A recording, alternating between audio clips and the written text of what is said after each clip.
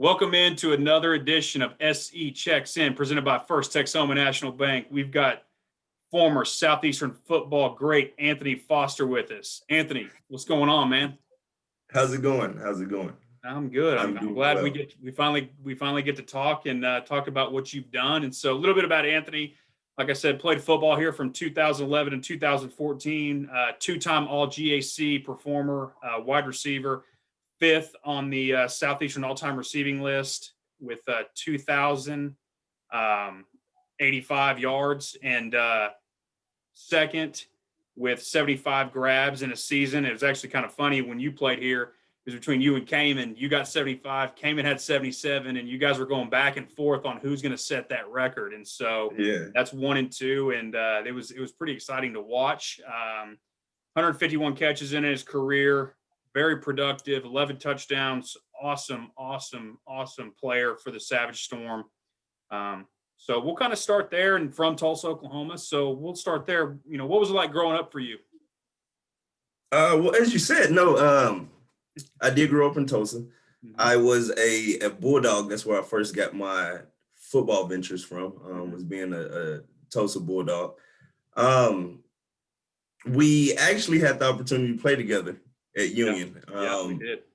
Definitely enjoyed that. One of my highlights in Tulsa was the opportunity to start playing a wide receiver position. Mm-hmm. As a sophomore, you remember Coach Wright. Oh, yeah.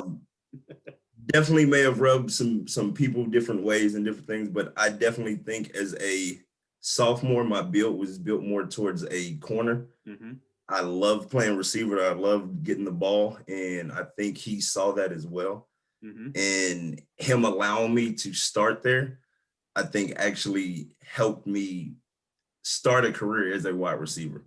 I think that any other coach would have saw me as a DB, and I probably would have played there. I think I would have done well, but yeah, enjoyed playing receiver and loved the opportunity to do that. Yeah. So you play at Union, played with me. You go to the University of Tulsa, and then you transfer to Southeastern. What drew you to Southeastern? So I attended the University of Tulsa for a couple semesters. Mm-hmm. Long story short, God had different plans for me in my life, which has probably been one of the biggest blessings for me ever.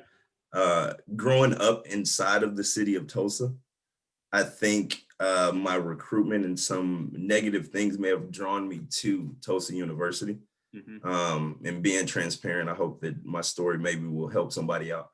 I don't think I was mature enough to be in that environment. And so after leaving the University of Tulsa, I went JUCO for a semester or so. Mm-hmm. And being in JUCO really helped me to take a step back and understand what my goals were surrounding football. I think being at JUCO, I played around some of the best athletes that I had ever seen. Mm-hmm. But one thing that was sad about some of our JUCO athletes, I didn't see goals or them setting themselves up to be able to go to that next level. Mm-hmm. Really motivated me then. I think meeting my wife in junior college as well kind of motivated me as well. And as we continued to kind of pursue what we wanted to do in our futures, it was, do I want to try to stay in junior college another couple semesters to where I can qualify to go to a Division I college, or am I going to take my shot to Division II? Mm-hmm. Luckily, Southeastern at that time, Coach Scott Corder was the offensive coordinator there. I sent him my tape, and he took a shot on me. As a JUCO kid who hadn't played in JUCO any season, I really appreciated not only him, but Coach Richards.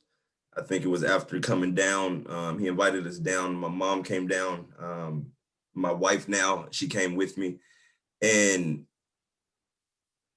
he made it a very welcoming environment.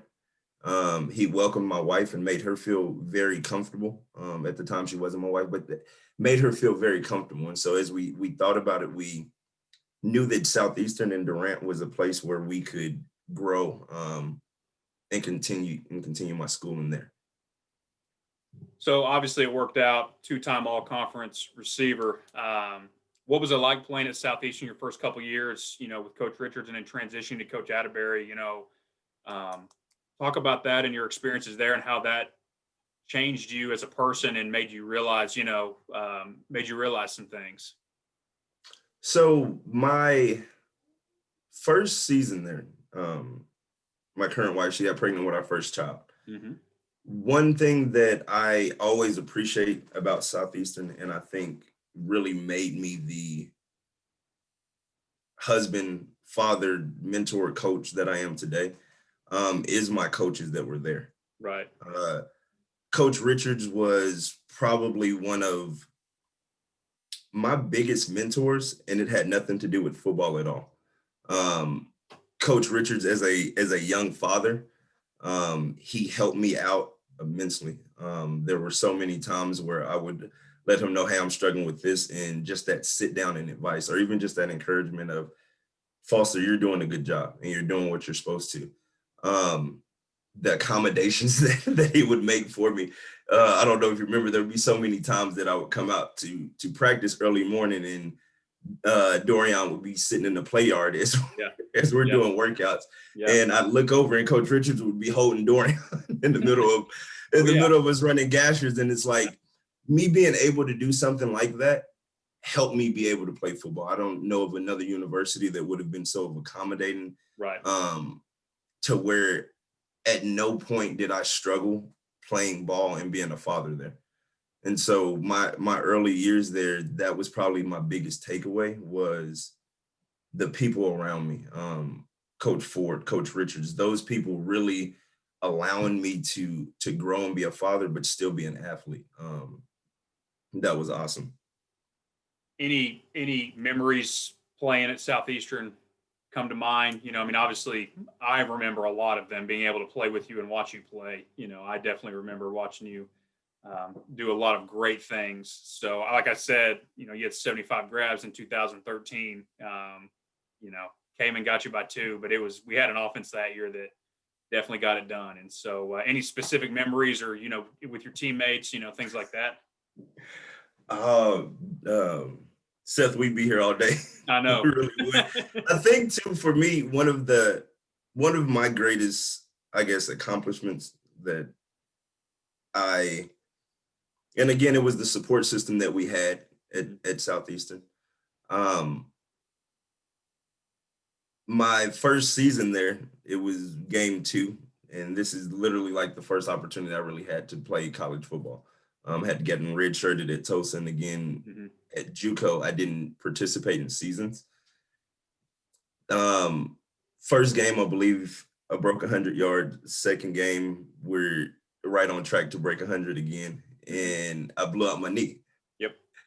And to be honest, it was pretty devastating in a sense.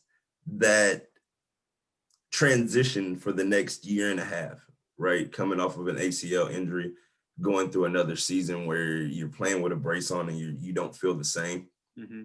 Going into that next spring, and Coach Spear, and even just some of our wide receiver coaches really giving me that opportunity to get back to playing at a high level. Yeah, was wonderful. Junior season, I believe that is when we got Coach Cooper kind of helping us out.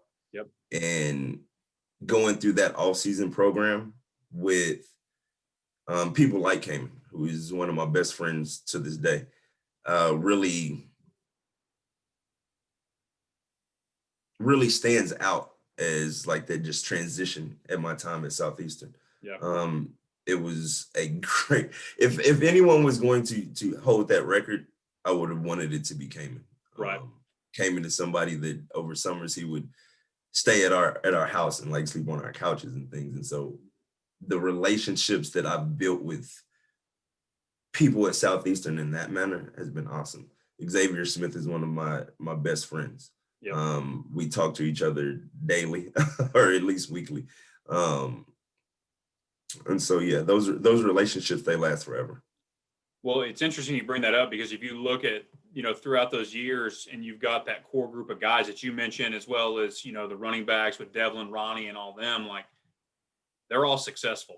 And I'm convinced it was because of the staff, the coaches, everything that we had going during that time. Like, it was an awesome time to grow and learn. But then you look back on it, being 5, 6, 7 years out, and you look at what your friends are doing, and you're like, man, we're all successful now. You know what I'm saying? Like in our own world. And so it's awesome to see those guys I played with and then got to coach grow into that. And like I said, you're a father now. It's awesome to see that kind of stuff. And so that's another thing that makes me love this university is because we're able to see and do those kind of things because it does set you up to be successful. You've got the head football coach holding your son while you're doing workouts. You know what I'm saying? Right. So, those things matter. And I don't know if that happens everywhere, but it happens at Southeastern. And that's what makes me proud of this place.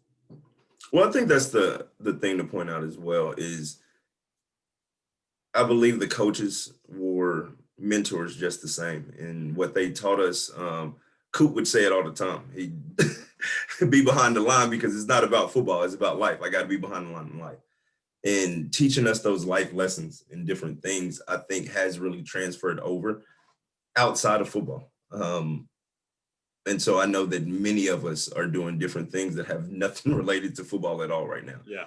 And being just as successful. And so I think that is one of the things that Southeastern really did emphasize is that while football is great, this is a great opportunity and utilize it and work hard there.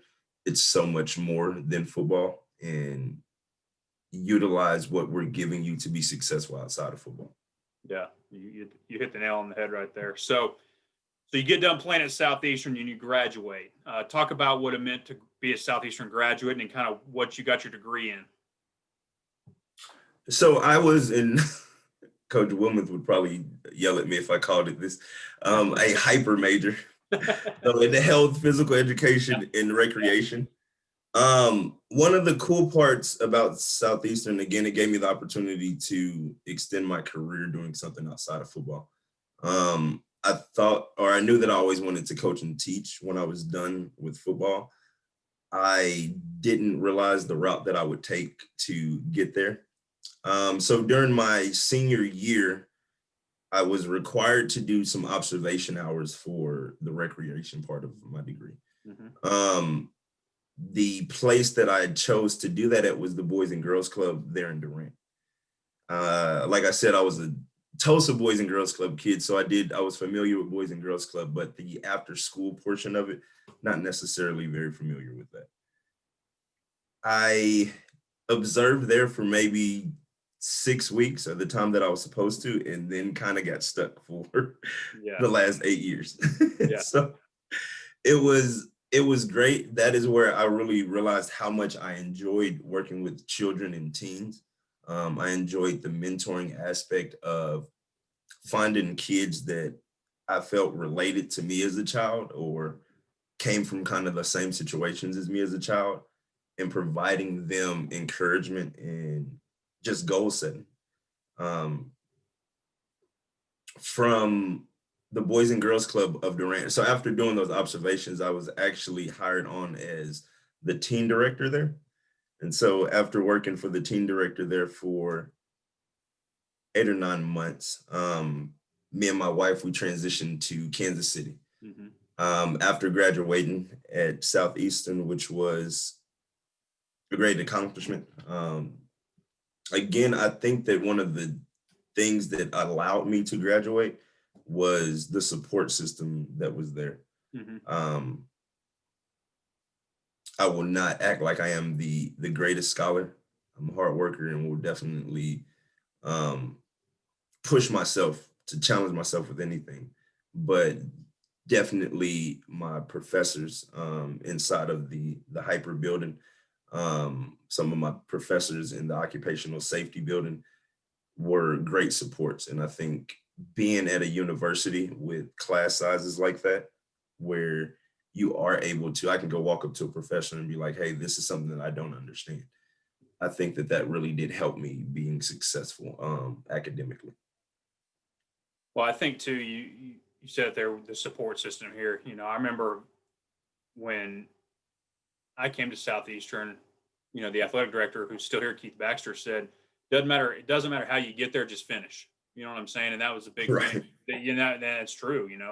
I wasn't the best student either, but finish, and we did. And a lot of us did. And that was the message. And it was so simple, but it's true. You came here, finish what you start. And so Right. it was an awesome thing to be able to do. And I take a lot of pride, and you do too, being able to say I graduated from Southeastern Oklahoma State University. So you work at the Boys and Girls Club, then you moved to Kansas City. What was it like living in Kansas City? Um, it was different. I honestly, coming from Tulsa, I'm not necessarily a big city boy, to say the least. And so it's definitely a busy environment. It's a lot different. Um, I we transitioned there, and my initial job was with the YMCA. Mm-hmm. And there I got a lot of experience from a higher level director position with the YMCA there, Mm-hmm. but it did not have the same community feel as a boys and girls club. After about 10 months of working there, I earned a position as an area director for the Lawrence Boys and Girls Club. Yeah. And so we lived in Kansas City. I just commuted to Lawrence daily. Down Highway 70.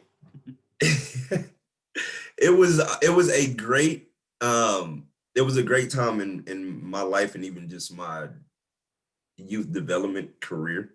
Mm-hmm. We worked with a community in Lawrence that is so diverse. As an area director, I oversaw 2 separate clubs. And so the 2 units that I did see were kind of on the east side of the city. Both of the populations were extremely diverse with the different students that we worked with. Working there for 4 years, I gained so much experience working with elementary age students and teenagers as well, Mm-hmm. which really transitioned over into my next position. Boys and Girls Club was something that I really enjoyed doing. If I didn't enjoy football, I think so much, I would probably still be there. Right. But the impact that it made on my life, just as a mentor, those relationships that I have with those kids, I can not put a dollar amount on, not at all. So you go through that. What drew you back to Tulsa?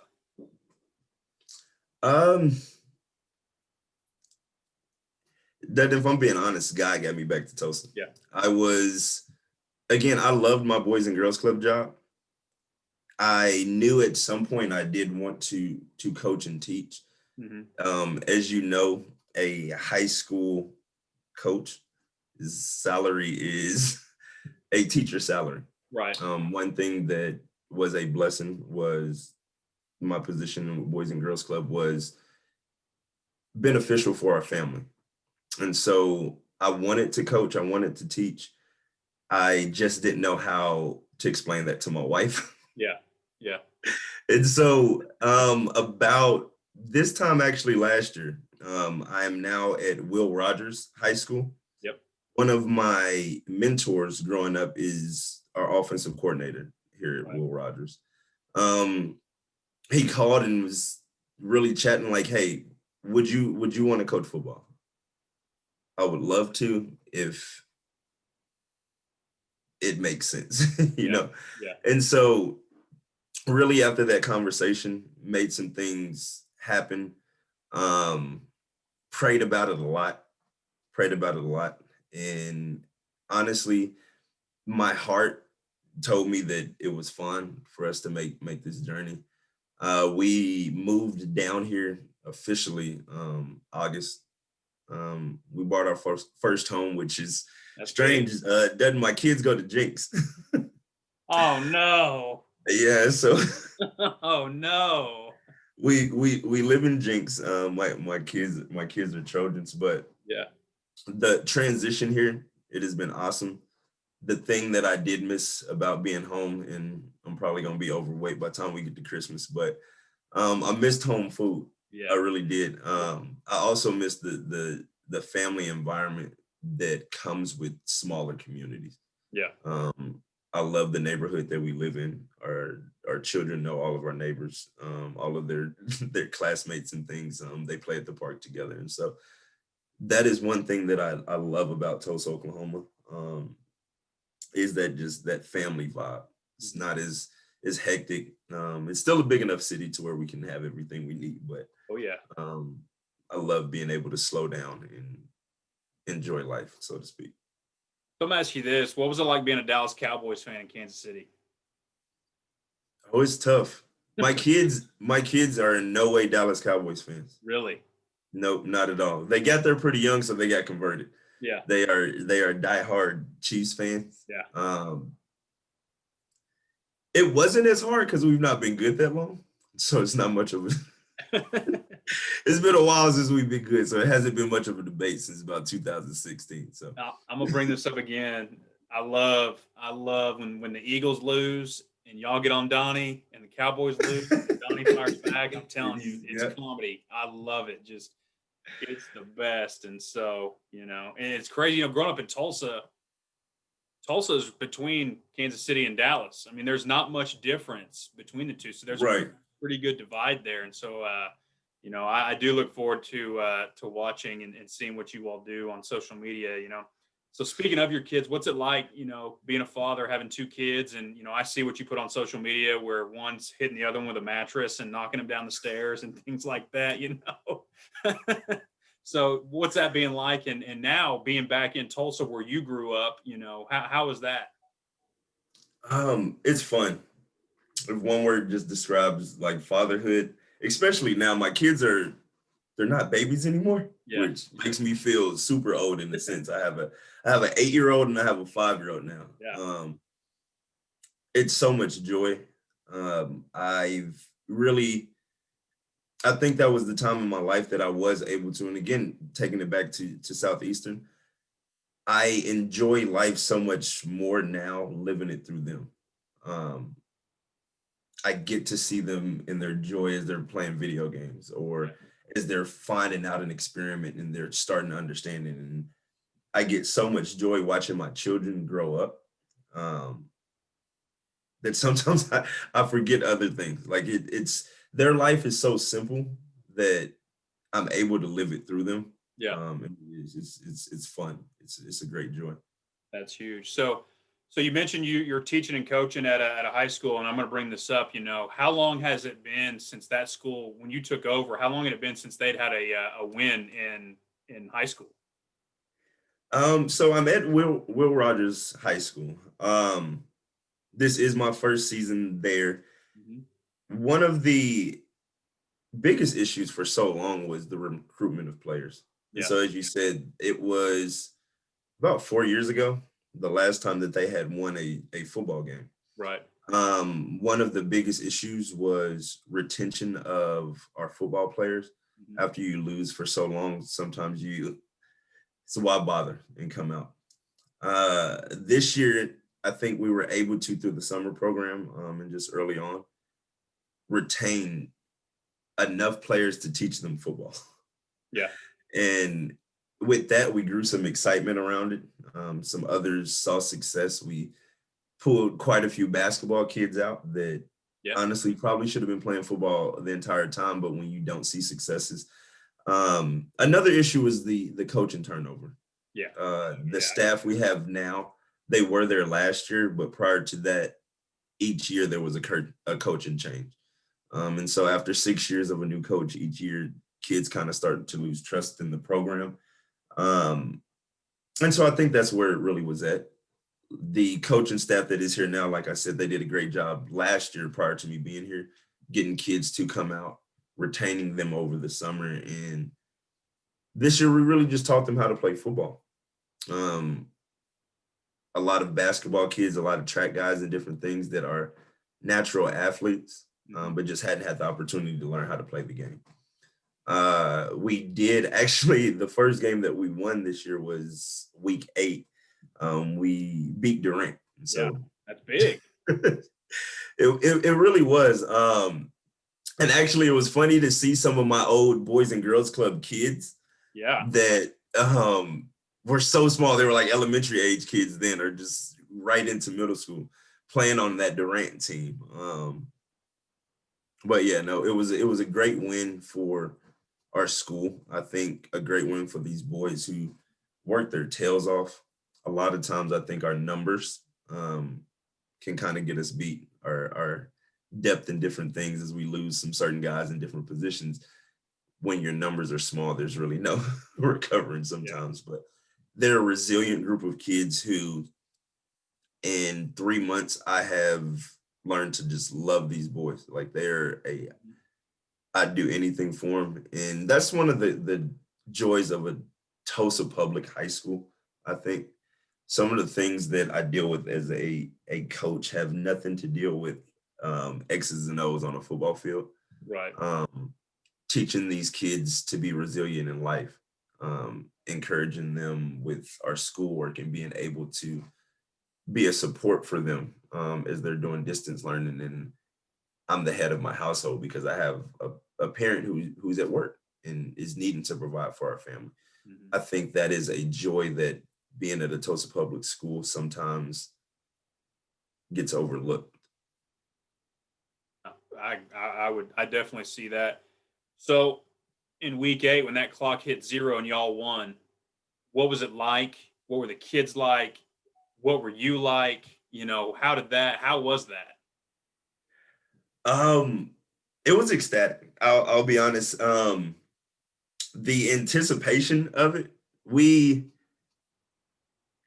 so just replaying the game, we were up by, I want to say we were up. They went down and they scored. They kicked the ball off and they pinned us inside of our own 5-yard line. There's 1 minute and 30 seconds left in the game. Mm-hmm. We drove the ball down the field to score, had a penalty on the kickoff to where we ended up kicking it short. And so they had an opportunity to score. Once it hit zeros, I think I took off running towards the field, right? High jump a player. And then I stopped and I looked to the stadium and I realized how big of a win it actually was for the program. Right. Seeing athletic directors, seeing principals, seeing other teachers that were so ecstatic and excited for our boys were going nuts. And so, but just seeing them and that excitement that they had, it was great. I also, from a coaching standpoint, it was encouraging to know that they did deserve to win. A lot of times they just get overmatched sometimes. But the work that they put in and the preparation that they did get them a victory. It was a great feeling. Well, the first win in 4 years, and then you coming on the scene, I'm sure that's a great feeling, and I'm sure it was up there, probably more so than I do have this fond memory I'm going to bring up is we were playing East Central, and East Central was going out to kick a field goal to tie the game. I remember Curry busted through and blocked it. And remember they called him off sides, and I remember staring at you. You and I were down on the far end, just thinking, "Oh, we got to get up to my knees. We got to go through this again." Next thing you know, Curry blocks it again, and I remember watching you take off from that sideline onto that field, and just that joy that we had won. And it was cold. We had the heaters on, so I imagine those kids felt what you felt that night, because that was, to beat East Central like that, it was great. But to get a win like that for the first time in 4 years, some of those kids, all they've known is losses. And so I bet that was something special. And when you told me that, when I said, "Hey, let's set this up," you said, "Let us get a win first before we do this." and you got one 2 weeks later. And so it's great to have you on, and I appreciate you taking time to do this. So how does working with the Boys and Girls Club translate to being a coach now? How did that kind of set you up? And also playing at Southeastern, what do you take from playing at Southeastern and try to instill in your kids? Well, I'll start with at Southeastern. One of the things that I really focus on now is a practice culture. Teaching our kids how to practice, what it means to be on time, like the little things. Like I have to police myself and go through my pre-practice routines. If practice starts at 2:15, that means I need to be out of the locker room, strapped up and ready to go prior to that. Mm-hmm. That is one of the things that you do learn at a university. the attention to detail things. And so how to practice and how to improve. I think one of the things that Coach Heavner would always say is, I can't force my body to do something I haven't practiced doing. Right. And so I can't expect me to go out on a Friday night and be able to run a perfect post route when I've not practiced doing this consistently. And so I think that's one of the things that we really do focus on, is getting into a good practice culture and creating a good work ethic, which I think our children have bought into, and that's been great. That's good. One of the as a director with Boys and Girls Club, we did a lot of professional development when it comes to providing the services that youth need, on all different aspects, whether that's academically, whether that's socially, emotionally.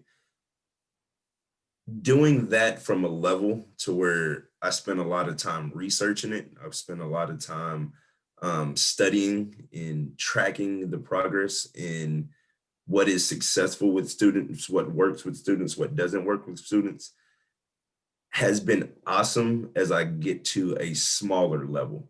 I'm a special education teacher as well. And so I assist students who have IEPs and different things like that. And working within Boys and Girls Club, we serve so many diverse students that if a student had a behavioral issue, a social issue, an emotional issue, a lot of times we would be in communication with the school and already be working through those issues together. And so the opportunity to work with students on that level for so long has been great. And it's really transitioned over to me as a teacher. That's awesome. So I'm going to transition a little bit back to Southeastern and kind of bring up something that's probably going to make you either angry or jealous or both. You remember working out in the old weight room. I have fond memories of us working out in there together. I have fond memories of Anthony Foster trying to squat and trying to bail, and I'm not really folding? Sure. Yeah, he folded. I remember that guy. Yeah. If anything, I'm going to blame Cayman Farmer and Xavier Smith. I'm blaming X on that one. I swear it was. I looked over and said, that doesn't look good. What is X doing? And so I had to bring that up because it's X. It was all Xavier Smith. I promise. Oh God, I'm dying. Yeah. Dying. I was worried about you at that point. And I remember, I'll never forget Sean Cooper's look on his face. It's priceless. And I just,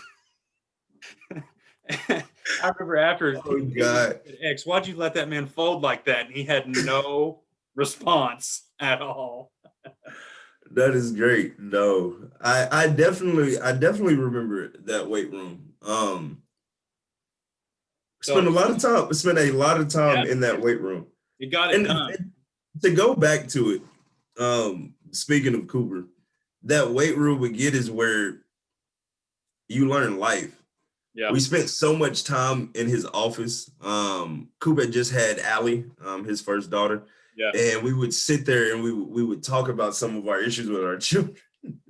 And again, it was so much bigger than football at so many different times.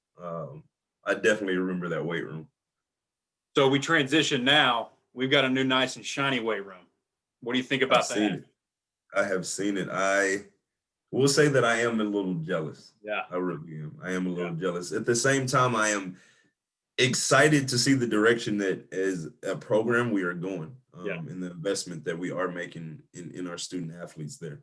I probably couldn't lift a weight to save my life right now, but if I got down there, I would probably try just because it's there. No, that is nice. That is nice.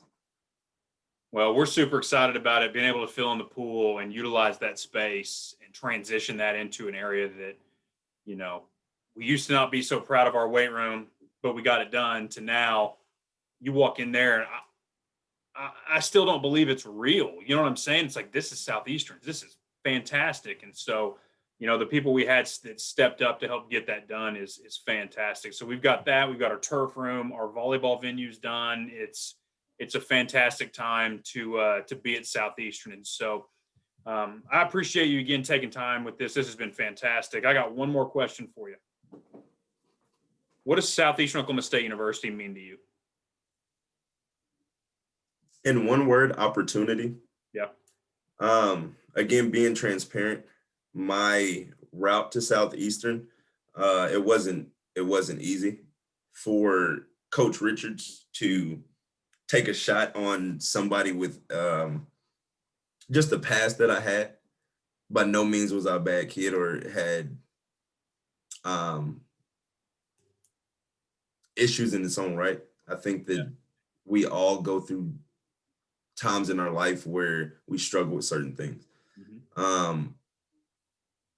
I think at that point in my life that it was great for me to have another opportunity and a shot to fix it, which I grabbed a hold of, and it really did allow me to be the husband and father that I am today. And like I said, it was so much bigger than football. Yes, football gave me a lot of different things, but the opportunity that Southeastern gave me to regain a new chapter in life, it's unrepayable.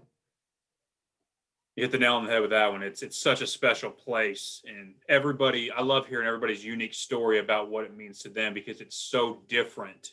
But, like I said earlier, there are so many of us that are successful because of the people we have, the support system, and quite frankly, because of this university that it's here. And so, that's a fantastic answer, and you hit the nail on the head with that one. So anything else? Is there anything else that you want to bring up that I may not have brought up? Is there anything else you want to get off your chest? Mad that y'all got that weight room and I ain't get to work in it. I knew it was coming. No, no, I will. What does season look like? Are they playing a spring season now? Still up in the air. I'm not 100% sure there. We're practicing right now. Actually, we're going through. We didn't have a spring ball, so right now we're doing our fall football, and so we're kind of going through that, and we're gonna play it by ear and see what happens. There's a lot of options on the table, so we're still out recruiting. We're still doing those things, and we're still preparing. And like I said, whenever they say it's time, we're gonna be ready. And I'm confident, and I'm excited about our coaching staff and some of the kids we brought in, and some of the depth that we've gained. And we played a lot of young kids last year, and so I'm super excited to see where we're going to go. And so right now we're transitioning to basketball season. We're trying to figure out what basketball season is going to be. What that looks like, I understand. So, well, I'm following it. I hope that we get one. When we do, I will definitely be hitting you up to walk through that weight room. Anytime. If you're driving through, if it's a Sunday, you let me know. I'll come let you in. I've let a few in on Saturday and Sunday, and then when they walk in, man, I'm so mad we didn't have this, but it's a fantastic thing. It's nice to see their face when they walk in, because you didn't get to work out in that room, but you're still part of that team that helped create that foundation and that culture. And that's so important. I tell people all the time, like, just because you graduate and leave Southeastern doesn't mean you're still not a part of our team. And that's a huge thing for us. And we couldn't do it without our alumni like you that support us and everything that we do. So Storm fans, Anthony Foster, two-time All-GAC performer, dad, coach, teacher, mentor, left Southeastern better than he found it, for sure. So, Anthony, again, I appreciate you taking time tonight and sitting down with us. And when you come down here, let me know. When I come to Tulsa, I got to go see my parents at some point. Let's go grab lunch and let's catch up. Definitely. Yeah, definitely, man. Sounds good. Well, Storm fans, there it is.